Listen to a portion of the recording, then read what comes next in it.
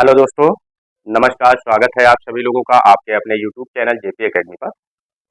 जैसा कि आप लोग देख पा रहे हैं कि आज हम लोग जो सेशन करने चल रहे हैं वह यूपी टीजीटी पीजीटी हिंदी के लिए बहुत ही महत्वपूर्ण रहेगा। यहाँ पर कुल 20 प्रश्न हैं और इन 20 प्रश्नों को आप हल करने का प्रयास कीजिए और अपने आप को जांचने और परखने का प्रयास कीजिए कि आप कितना बेहतर कर पा रहे हैं। यहाँ पर आपको प्रश्नों के उत्तर के साथ-साथ संपूर्ण व्याख्या आपको बहुत ही बेहतर तरीके से मिल जाएगी और उम्मीद करेंगे कि आप लोगों को व्याख्या पसंद आएगी। कंटेंट परीक्षा उपयोगी है। प्रत्येक प्रश्न की व्याख्या देखेंगे हम लोग, प्रश्न की प्रकृति के साथ-साथ अन्य तथ्यों को भी समझने का प्रयास करेंगे। तो चलिए शुरुआत करते हैं हम लोग इस सेशन की, जो कि टीजीटी पीजीटी हिंदी के लिए महत्वपूर्ण रहेगा। आइए।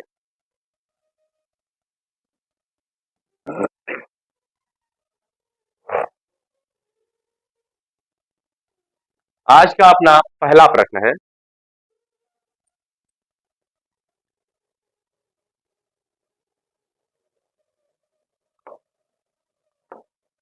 आज का अपना पहला प्रश्न है, ब्रह्म संप्रदाय के संस्थापक कौन है? तो यहाँ आपको बताना है कि ब्रह्म संप्रदाय के संस्थापक कौन है। क्या श्री निम्बार्काचार्य है, या शंकराचार्य, श्री माधवाचार्य, या फिर रामानुजाचार्य है? कौन सा यहाँ पर विकल्प सही होगा? तो ब्रह्म संप्रदाय के संस्थापक की बात करें तो यहाँ पर जो है विकल्प आपका गा बिल्कुल सही हो जाएगा, मध्वाचार्य है। ठीक है, मध्वाचार्य के अगर दर्शन की बात करें तो इनका क्या है, तो बताएंगे इनका द्वैत दर्शन है। क्या है?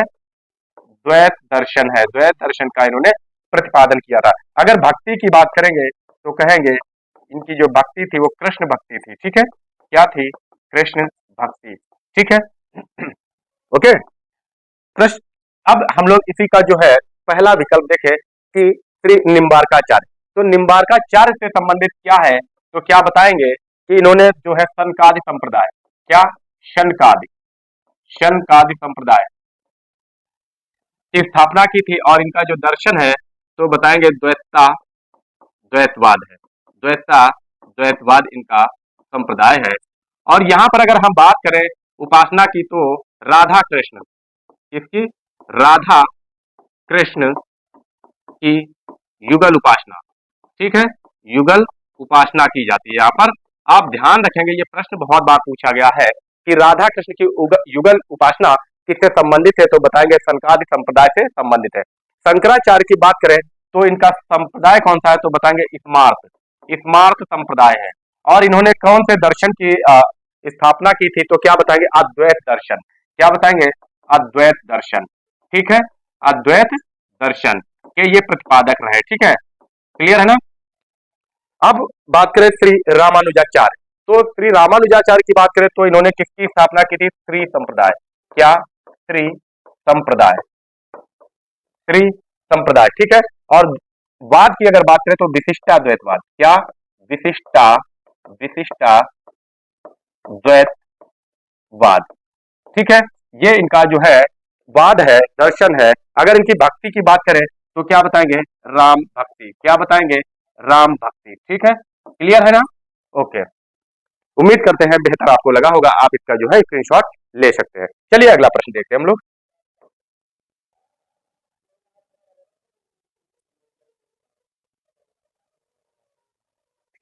प्रश्न संख्या 2। प्रश्न संख्या 2, वीणा पाणी। वीणा पाणी में एक समास है, अर्थात वीणा पाणी में कौन सा समास होगा? ठीक है, वीणा पाणी में कौन सा समास होगा, ये प्रश्न आपको बताना है। तो यहां पर कौन सा समास हो जाएगा?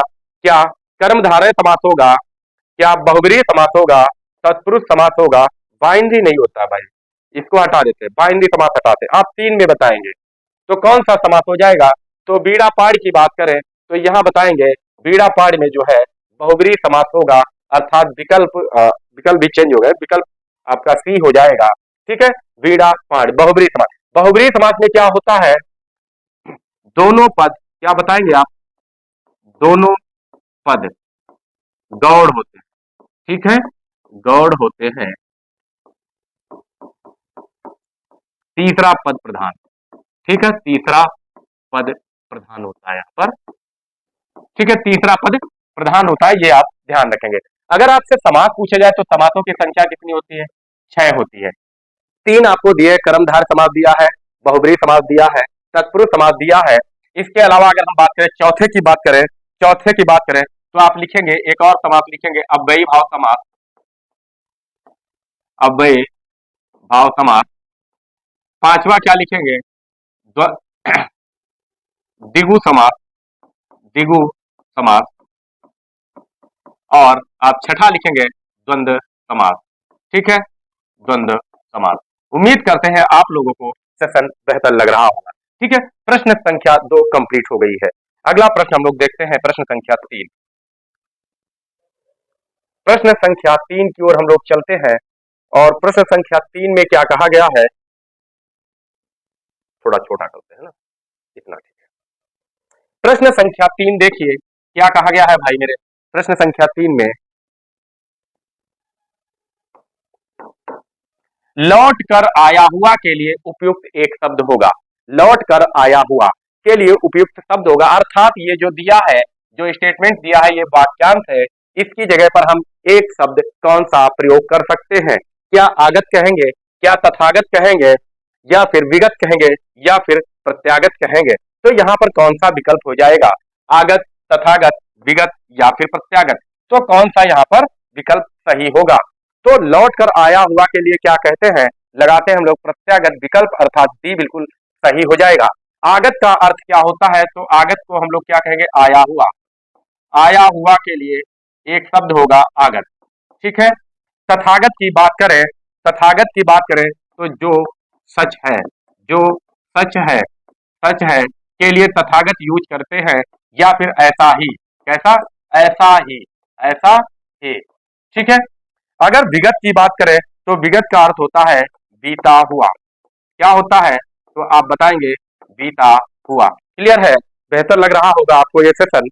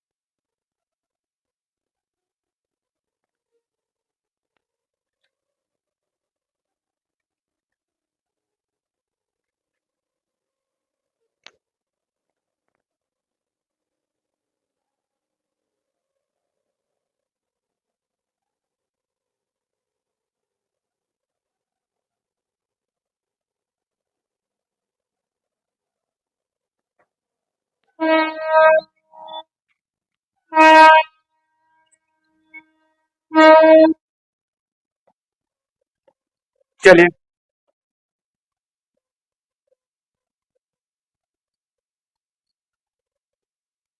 प्रश्न संख्या 4। प्रश्न संख्या 4। 4 में क्या कहा गया है? तुलसी गंग दो भय सुकबिन के सरदार। यह प्रसिद्ध कथन किसका है? तुलसी गंग दो भय सुकबिन के सरदार। यह कथन किसका है? क्या भिखारी दास का है, क्या रामचंद्र शुक्ल का है, या ब्रजनाथ का है, या फिर राम कुमार वर्मा जी का है? तो ये कथन किसका है? तुलसी गंग दो भय सुकबिन के सरदार। तो क्या बताएंगे? यह कथन जो है भिखारी दास जी का है, अर्थात पहला विकल्प सही हो जाएगा। भिखारी दास की बात करें, अगर इनकी प्रमुख रचनाओं की बात करें तो प्रमुख प्रमुख कृतियों की बात करें, प्रमुख कृतियां, प्रमुख कृतियां क्या होंगी, रचनाएं क्या होंगी? तो बताएंगे रस सारांश। क्या? रस सारांश। ठीक है, रस सारांश हो जाएगी। काव्य निर्णय इनका महत्वपूर्ण है। काव्य निर्णय बहुत पूछी जाती है, काव्य निर्णय पूछी जाती है। श्रृंगार निर्णय, श्रृंगार निर्णय इनकी प्रमुख रचना है। ठीक है, तो ये कुछ इनकी महत्वपूर्ण रचना है जिन्हें आप लोग याद रखिएगा और बहुत ज्यादा पूछी जाती हैं। भिखारी दास। ठीक है, ओके। अगला प्रश्न देखते हैं हम लोग। प्रश्न संख्या 5। प्रश्न संख्या 5 में क्या कहा गया है? A dictionary of English and Hindustani के लेखक हैं। A dictionary of English and Hindustani के लेखक कौन है? जॉर्ज ग्रियर्सन है, जॉर्ज गिलक्राइस्ट है, विलियम ग्राउस है या फ्रेडरिक है? तो कौन है? तो कौन हो जाएंगे बताएंगे आप? कौन हो जाएंगे? तो क्या बताएंगे? तो हम बताएंगे इसका जो विकल्प होगा वो विकल्प सी बिल्कुल सही है, जॉर्ज गिलक्राइस्ट हो जाएंगे। ठीक है, जॉर्ज गिलक्राइस्ट हो जाएंगे। क्लियर है ना? ठीक है। अब जो डिक्शनरी ऑफ इंग्लिश एंड हिंदुस्तानी ये है क्या? तो बताएंगे क्या है ये हिंदुस्तानी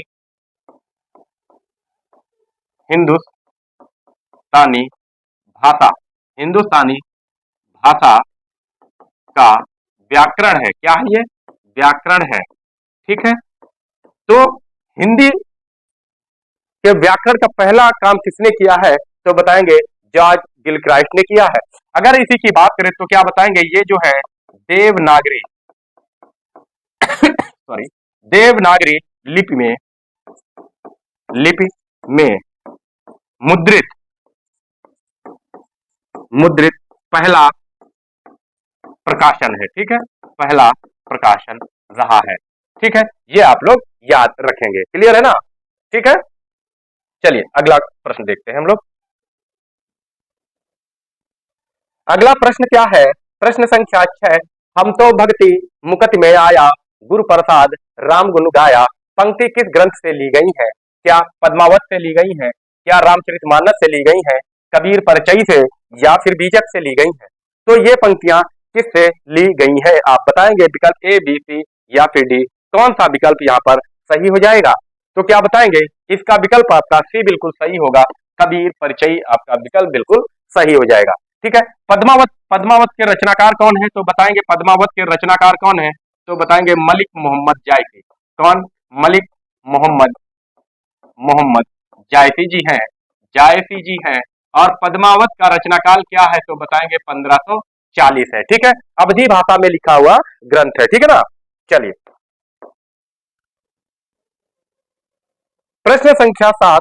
प्रश्न संख्या 7 में क्या कहा? एक दिन बोलेंगे पेड़ काव्य कृति के रचनाकार कौन है? एक दिन बोलेंगे पेड़ काव्य कृति के रचनाकार कौन है? क्या अरुण कमल है, मंगलेश डबराल है, राजेश जोशी या फिर उदय प्रकाश जी हैं? कौन है भाई इनके रचनाकार? एक दिन बोलेंगे पेड़ के रचनाकार कौन हो जाएंगे? तो आप यहाँ पर क्या बताएंगे विकल्प? क्या बताएंगे? तो आप बताएंगे कि राजेश जोशी जी है इसके रचनाकार हो जाएंगे। ठीक है, अगर इनकी अन्य रचनाओं की बात करें, अन्य रचनाओं की बात करेंगे किसकी? राजेश जोशी की बात करेंगे तो लिखेंगे दो पंक्तियों के बीच, दो पंक्तियों के बीच। ठीक है, अगली बात करें अगर दो पंक्तियों के बीच अगली बात करें तो हम लोग लिखेंगे एक इनकी रचना है जिद, एक रचना है इनके मिट्टी का चेहरा, मिट्टी का चेहरा, मिट्टी का चेहरा, ये इनकी एक और रचना है। फिर एक और महत्वपूर्ण रचना है जो नेपथ्य, नेपथ्य में हंसी, नेपथ्य में हंसी, ये इनकी एक अन्य रचना है। ठीक है, ये कुछ महत्वपूर्ण रचनाएं हैं जो याद रखेंगे। इसी के साथ एक रचना जैसे कि मिट्टी का चेहरा है, इसी के साथ जैसे मिट्टी की बारात रचना पूछी जाती है, मिट्टी की बारात, मिट्टी की बारात, बारात ये किसकी है? तो बताएंगे शिव मंगल सिंह, शिव मंगल सिंह सुमन, किसकी रचना है? शिव मंगल सिंह सुमन। ये आपको कंफ्यूज करेंगे। एक ऐसी ही और भी होती है मिट्टी की मूर्तें, मिट्टी की मूर्तें, मिट्टी की मूर्तें, ये किसकी रचना है? मिट्टी की मूर्तें तो क्या बताएंगे? राम वृक्ष बेनीपुरी। ठीक है, बेनीपुरी। क्लियर है ना? तो ये आप जरूर याद रखेंगे, मिट्टी का चेहरा राजेश जोशी, मिट्टी की बारात शिव मंगल सिंह सुमन और मिट्टी की मूर्तें राम वृक्ष बेनीपुरी। ठीक है, चलिए अगला प्रश्न देखते हैं हम लोग। इसका आप चाहे तो स्क्रीनशॉट ले लीजिए, बहुत महत्वपूर्ण है, स्क्रीनशॉट आप इसका जरूर लीजिए। ठीक है, ओके, चलिए अगले प्रश्न की ओर चलते हैं। प्रश्न संख्या 8। तो प्रश्न संख्या 8 में क्या कहा गया है? निम्नलिखित में से कौन सा नाम सिद्ध परंपरा की योगिनी का नहीं बल्कि योगी का है? तो आपको बताना सिद्ध परंपरा के योगी और योगिनियां कितनी थी यहाँ पर। तो कौन सा नाम योगिनी नहीं है यानी कि योगी का है? क्या पुतलिपा होगा, क्या मणिभद्रपा होगा, कनकलाफा होगा या फिर लक्ष्मीकारा हो जाएगा? तो कौन सा विकल्प यहाँ पर सही हो जाएगा? तो आप क्या बताएंगे कि यहाँ पर जो विकल्प होगा वो आपका पुतलिपा हो जाएगा। पुतलिपा जो है ये योगी है, बाकी जो है तीन जो है ये आपकी क्या है, ये 84 सिद्धों में योगिनियां थी। कुल सिद्ध कितने हैं, तो सिद्धों की संख्या कितनी है, तो सिद्धों की संख्या कितनी है, तो बताएंगे 84। प्रथम सिद्ध कौन माने जाते हैं, प्रथम सिद्ध कौन है, तो प्रथम कौन है, तो बताएंगे सरहपा है। ठीक है, कौन है, सरहपा जी है। ठीक है, ओके ठीक है ना। चलिए अगले अगले प्रश्न पर चलते हैं हम लोग। प्रश्न संख्या 9, प्रश्न संख्या 9 की बात करें, संस्कृत के प्रथम नाटककार कौन है, संस्कृत के प्रथम नाटककार कौन है, क्या कालिदास है, शूद्रक है, विशाख दत्त है, या फिर भास जी है। तो संस्कृत के प्रथम नाटककार कौन माने जाते हैं, ये प्रश्न आपसे पूछा गया है।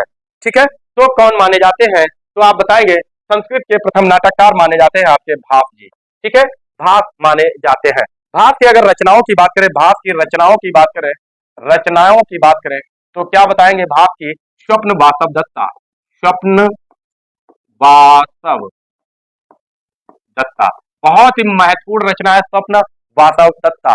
फिर कौन सा है, एक और रचना है दरिद्र दरिद्र चारु, दरिद्र चारु दत्त, दरिद्र चारु दत्त इनकी रचना है। बाल चरित्र, बाल चरित्र अन्य रचना बाल चरित्र है। अन्य रचना की बात करें तो क्या बताएंगे, कर्णभार, क्या बताएंगे, तो हम लोग लिखेंगे कर्णभार। ठीक है, ये कुछ इनकी महत्वपूर्ण रचनाएं थे। एक और है प्रतिज्ञा, कौन सी रचना है, प्रतिज्ञा योग क्या रहता है, योगंधरायण, हाँ प्रतिज्ञा योगंधरायण,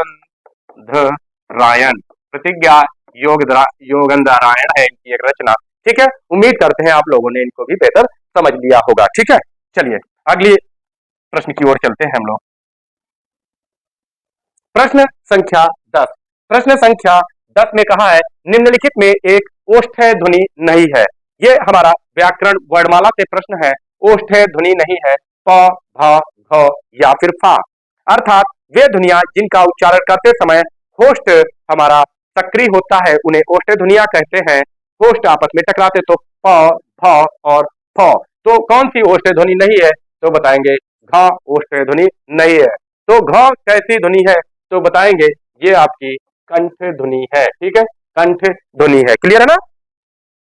हिंदी में स्वरों की संख्या आप बताएं कमेंट करके, तो हिंदी में स्वरों की संख्या 11 होती है। ठीक है, प्रश्न संख्या 11, प्रश्न संख्या 11 की बात करें तो गोस्वामी विठलनाथ द्वारा अष्टछाप की स्थापना का वर्ष है। तो जो गोस्वामी विठलदास जी है इन्होंने अष्टछाप की स्थापना कब की थी, ये आपसे प्रश्न पूछा गया है। क्या 1555 ईस्वी में, क्या 1558 ईस्वी में, 1560 या फिर 1565 ईस्वी में की थी। कौन सा यहाँ पर विकल्प सही हो जाएगा, तो बताएंगे कि इसका विकल्प जो सही होगा डी विकल्प सही हो जाएगा। 1565 ईस्वी में अष्टछाप की स्थापना की थी। अष्टछाप का मतलब है 8 कवियों का समूह। अष्टछाप के कवि आपसे पूछा जाता है, तो अष्टछाप, अष्टछाप के कवि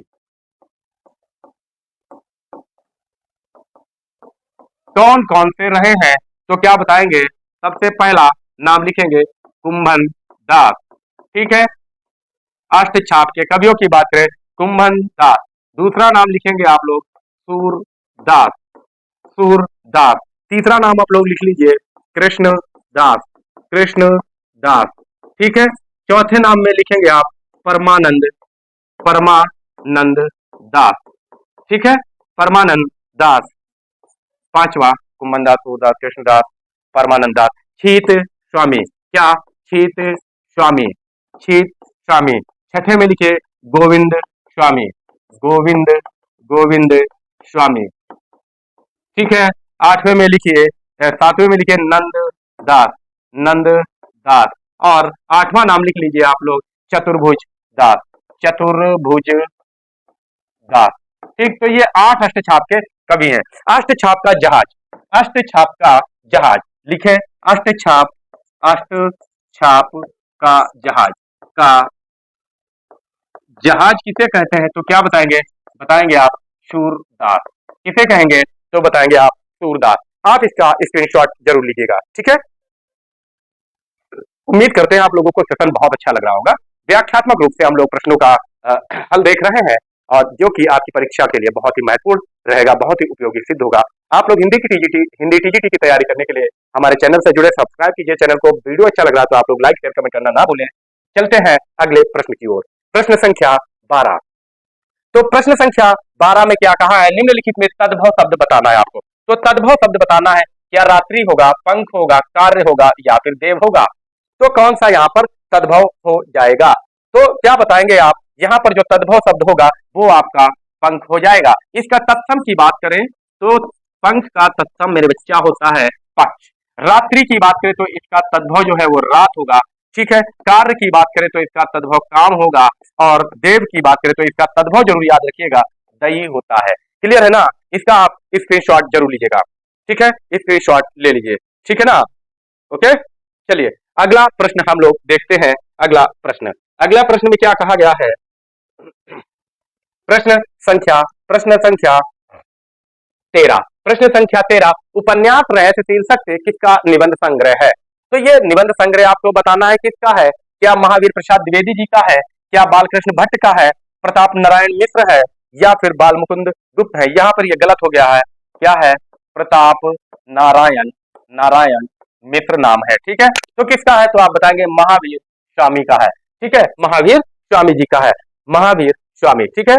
इन्हीं के नाम पर जो है द्विवेदी युग का नामकरण हुआ है, महावीर स्वामी के नाम पर, महावीर प्रसाद द्विवेदी के नाम पर ही द्विवेदी युग का नामकरण हुआ है, ठीक है, द्विवेदी युग का नामकरण हुआ है। क्लियर है ना। चलिए प्रश्न संख्या 14। बहुत बढ़िया प्रश्न है, चेहरे अनेक किसकी आत्मकथा है। तो ये प्रश्न है, क्या नेमचंद जैन की आत्मकथा है, धर्मवीर भारती, इलाचंद जोशी या फिर उपेंद्र नाथ अस्क। चेहरे अनेक किसकी आत्मकथा है, तो क्या बताएंगे, चेहरे अनेक। हम अनेक प्रकार के चेहरे कब बनाते हैं, ट्रिक समझाने की बात करें कि जब हम दुख में होते हैं और दुख में क्या निकलते हैं, आंसू को क्या कहते हैं, अश्क कहते हैं। अर्थात अनेक प्रकार के चेहरे कब बनते हैं, जब हमारे आंखों से अश्क बहते हैं, अर्थात उपेंद्र नाथ अश्क हो जाएगा। इस तरीके से आप इसको याद करने का प्रयास कीजिए, ठीक है। चलिए प्रश्न संख्या 15 हम लोग देख रहे हैं, निम्न में से कौन सा सुमेलित नहीं है। तो यहाँ पर आपको सुमेलित बताना है कि कौन सा सुमेलित इसमें नहीं हो जाएगा। तो क्या बताएंगे, क्या ये जो दी है ये रचना का नाम दिया है, क्या ये रचना का नाम दिया है, और ये जो है रचनाकार है, ये क्या है, ये है रचनाकार। क्या जो है अपने अपने चेहरे प्रभा केतान की है या नहीं, ठीकरे की मंगनी नासिरा शर्मा, अग्निपंखी सूर्यबाला या फिर एक जमीन अपनी मृदुला गर्ग। तो यहाँ पर सुमेलित कौन सा नहीं है, तो इसमें कौन सा विकल्प होगा, तो बताएंगे विकल्प डी बिल्कुल सही हो जाएगा, मृदुला गर्ग नहीं होगा। तो क्या होगा, मृदुला गर्ग की जगह क्या होगा, तो आप बताएंगे चित्रा मुदगल, ठीक है ठीक है। चित्रा मुदगल को ही क्या मिला है, साहित्य अकादमी पुरस्कार कब मिला है, तो आप बताएंगे 2018 में। किस कृति के लिए मिला है, तो कौन सी कृति के लिए मिला है, तो बताएंगे पोस्ट बॉक्स नंबर, इनकी कृति याद रखेंगे, पोस्ट बॉक्स नंबर 203 नाला सोपरा, ये इनकी कृति पर जो है इनको 2018 में साहित्य अकादमी पुरस्कार भी मिला है। चलिए अगला प्रश्न देखते हैं हम लोग। प्रश्न संख्या 15 देखेंगे, मर गया दीपनाथ नामक चर्चित कहानी के लेखक है। एक तो ये मर गया दीपनाथ जो है ये क्या है, तो आप बताएंगे ये कहानी है, और ये कहानी है किसकी, मर गया दीपनाथ, क्या चंद्रकिशोर जायसवाल की है, क्या रमाकांत श्रीवास्तव की है, रमणिका गुप्ता या फिर संजीव की है। तो मर गया दीपनाथ जो कहानी है ये किसकी है, चंद्रकिशोर जायसवाल जी की है, ठीक है। प्रश्न संख्या 17 आप बताएंगे कि इसका उत्तर क्या है। विखंडनवाद का जनक माना जाता है, तो विखंडनवाद का जनक किसे माना जाता है, क्या रूसो को माना जाता है, क्या देरिडा को माना जाता है, सस्यूर को माना जाता है या फिर जो है रिचर्ड को माना जाता है। विखंडनवाद का जनक किसे माना जाता है, तो आप बताएंगे देरिडा जी को विखंडनवाद का जनक माना जाता है। चले अगला प्रश्न देखते हैं। उम्मीद करते हैं सेशन आपको बेहतर लग रहा होगा। परीक्षा उपयोगी प्रश्न है, आप इनको जरूर याद कीजिएगा, बहुत ही बेहतर रहेंगे। प्रश्न संख्या 18 और प्रश्न संख्या 18 में कहा है पद्मावत का बांग्ला अनुवाद। पद्मावत का बांग्ला अनुवाद किसने किया था? क्या मगन ठाकुर ने किया, नसीरुद्दीन हुसैन ने किया, आलो उजाला ने, या फिर सुजाउद्दौला ने किया है? पद्मावत का जो है बांग्ला में अनुवाद किसने किया है? तो आप बताएंगे आलो उजाला ने किया है। और पद्मावत रचना किसकी है और इसका प्रकाशन कब हुआ ये भी आप बताएंगे। ठीक है, चलिए प्रश्न अगला देखते हैं। प्रश्न संख्या 19। प्रश्न संख्या 19 आप देख रहे हैं संस्कृत के विकास, संस्कृत के किस प्रश्न संख्या 19 संस्कृत के किस कवि ने अपने लिए पदवाक्य प्रमाणज्ञ विशेषण का प्रयोग किया? पदवाक्य प्रमाणज्ञ विशेषण का प्रयोग किसने किया है? यानी कि खुद को पदवाक्य प्रमाणज्ञ किसने कहा है? क्या कालिदास ने कहा है, क्या भारव जी ने कहा है, भवभूत ने कहा है, या फिर बाणभट्ट ने कहा है? तो इसका कौन सा विकल्प सही होगा? तो आप बताएंगे पदवाक्य प्रमाणज्ञ किसने कहा है? तो भवभूति ने कहा है। विकल्प सी आपका सही होगा। अगर भवभूति के जन्म की बात करें, इनके जन्म की बात करें तो क्या बताएंगे आप? जन्म बताएंगे आप सातवीं शताब्दी। क्या बताएंगे? 7वीं शताब्दी इनका जन्म माना जाता है। इनकी प्रमुख रचनाओं की बात करें, अगर रचनाओं की बात करें तो इनकी प्रमुख रचनाओं में क्या है? तो आप बताएंगे उत्तर रामचरित। ठीक है, उत्तर रामचरित। अगली रचना क्या है? तो बताएंगे महावीर चरित। महावीर चरित। एक और इनकी रचना है मालती माधव। तो इनकी ये कुछ महत्वपूर्ण रचनाएं हैं, इन्हें आप याद करिएगा, स्क्रीनशॉट अवश्य लीजिएगा। चलिए हम लोग चलते हैं प्रश्न संख्या 20 की ओर। प्रश्न संख्या 20 की ओर चलते हैं। प्रश्न संख्या 20 और 20 में क्या कहा गया है? निम्नलिखित कृतियों को उनके प्रकाशन वर्ष के अनुसार आरोही क्रम में व्यक्त करने वाली श्रेणी कौन सी है? बहुत बढ़िया प्रश्न है कि कौन सा जो है इसमें विकल्प होगा जो कि रचनाओं को उनके आरोही क्रम में व्यक्त करता है। अर्थात किस रचना का प्रकाशन वर्ष पहले है? तो यहाँ पर हम लोग विकल्प की बात करें, जय भारत, तो जय भारत का जो प्रकाशन है वो क्या है? तो बताएंगे 1952।